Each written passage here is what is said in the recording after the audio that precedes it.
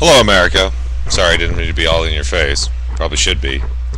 I know I've been away for a few days. I'm going to do some adjustments here. Looks like I've managed to squeeze in everything but the kitchen sink. Fact of the matter is we need to talk. I've been brushing up on my Constitution, making sure that I have everything that I need in order to make all this happen. And I want to point out the true enemies of America, top to bottom, not alphabetical. The true traitors are the Rockefellers, David Rockefeller among them, one of the congressmen from West Virginia, son of, just so you know, his father was one of the beginners of the World Bank Initiative for the United States currency. Now, this is how they've chosen to enslave us. They've chosen to create so much debt that they're just going to begin eliminating us somehow. When Mr. Bush looked at our Constitution in his own defense and people were asking him constitutional questions, he said, well, it's just a piece of paper, so drop it. Well, that's where he stands. The Constitution assures a standing militia. And in by a standing militia, it doesn't mean that we are uniform to any code. It means each and every citizen has the right to have a gun. Responsible adults can have guns. We carry them with us. We take them with us everywhere. Cities and localities, states and regions have managed to legislate us right out of our right to keep and bear arms. The federal government has taken care of the balance so that we will no longer be able to keep and or bear arms against our government, which raises a really good question. Hey, Marine, Navy, Army, it says right in the Constitution that the U.S. military shall not raise weapons against its people. That's why they had to create FEMA, Alcohol, Tobacco, and Firearms, the FBI, the CIA, Blackwater. Because a true Marine, and my dad was a Marine, my brother was a Marine, and I asked them both. They both took the same oath. If you're sworn to uphold the Constitution, and it says, and your oath says, and it's unconstitutional that it say this, against all enemies, foreign and domestic. If your domestic enemy is nothing more than a peace-seeking conservative or liberal citizen here, will you shoot? Will you fire and kill citizens of the United States? And I can already hear some of your answers because you were ordered by your president. But your president has disobeyed the Constitution. He's broken the law. So has your vice president. So have over 80% of the members of Congress. You're going to defend them against people? Because there's going to come a time. You better be ready. Conservative radio. I know I've mentioned this before, and I made a real concentrated effort that I listened to each and every show, fair and biased, including the Florida Fat Man, the Denver Democrat, the California. They're all based out of somewhere, it seems like. And I noticed a lot of these people that are calling in, you out there, the citizen, the person, I've noticed that when you're calling in, that you seem to notice that the Constitution is in direct conflict with the actions taken by our government right now. And you're asking these radio talk show hosts these questions. And they're legitimate questions. And they're good questions. And they play you down like you're an idiot. Every one of them.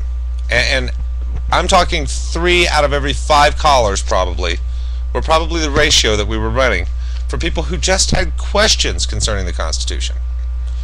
So if you're a radio talk show host and you're watching me now, if you don't start supporting these people, we're going to start replacing your jobs with people who will. Because the fact of the matter is the truth has to be heard. There is no act that you can create that can suspend the Constitution. So that means under the guise of the Constitution, in the event of a tremendous disaster, the president will become king. Which means he never has to give us back our power. which means we're no better than any other third world nation, any other place in the world. They will oppress you. The FEMA concentration camps, Federal Emergency Management. They said all 800, now we're up to almost 811 now. 811 concentration camps designed to contain people who may invade this country. Why would people from Mexico invade this country unless there were a plan in play to invade the United States via Mexico? It's like I said, instead of those gigantic crates coming from China and landing in Mexico to avoid taxes, what if they're loaded up with tanks, military, armor, and all that's needed for a fast invasion? Why would Condoleezza Rice go there? Because she wants to make sure that plans are falling in place just like they should. Now, in that event, I think we need to offer Mexico statehood, because we couldn't possibly, even with our own military, use it to defend the entire border. It would be a painstaking affair at best. So if we just offer them statehood, we'd probably do a lot better as far as getting them there. Corporations are not what we're supposed to protect, which is what we're protecting now. We're protecting them all around the world. I mean, we protected the rubber tree plants in South America. Our president sent a military there to suspend a coup. He did just exactly that.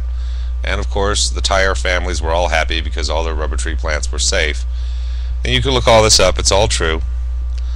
Bill Maher, I know you have some really controversial guests on your show. Among them, Sean Penn.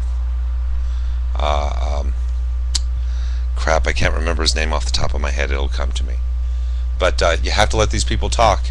And when they do talk, you have to point out to them and to the American people what the intent is. Americans have to know their rights. And that's where we're slipping. We don't even know our rights to stand by. So yeah, let's definitely get that taken care of. Most of the things that I've noticed as far as what's going on in this country have become sort of, well, ridiculous. And I'm going to point out two companies.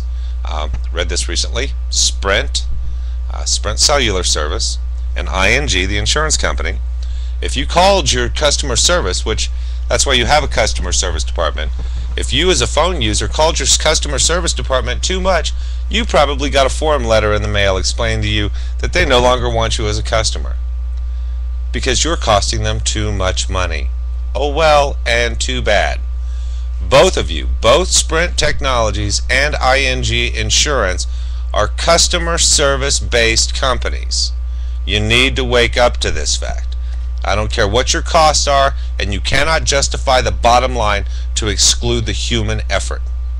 You just simply want to deal with doctors and secretaries, run numbers and deny whoever you want and accept whoever you want according to its cost and their treatment. Now what you've done here is completely against the United States customer service policies, and you can't do it.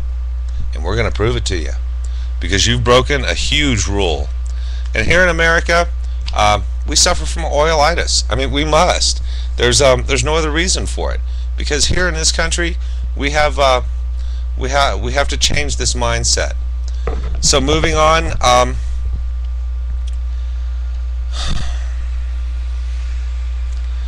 back to Bill Maher, less humor and more poignancy. America, this is going to wrap it up. I'm almost done here. But I want to point out that, you know, the Constitution, yes, it's a long something to read. And you can get the condensed version. You can Google it and get each amendment as it stands. Or you can sit down and you can read the entire body of the Constitution. But understand, America, these are your rights. And we have to stand up. And we have to do something quickly before they take it all away. Please. And I'm going to point out that if you raise up weapons against the government, it's probably not a good idea. Simply because if you do, guess what? They're going to shoot back. And my next video, I'm going to start working a little harder for you to help you to understand. Because like I said, I'm just a simple reader, and the more I get into this and the deeper it seems to go, the further I'm falling into the well here. And pretty soon I'm probably going to slip up and say something that's considered to be anti-American. And when I do, I hope you catch it, because I'm sure it's going to slip off the end of my tongue at some point.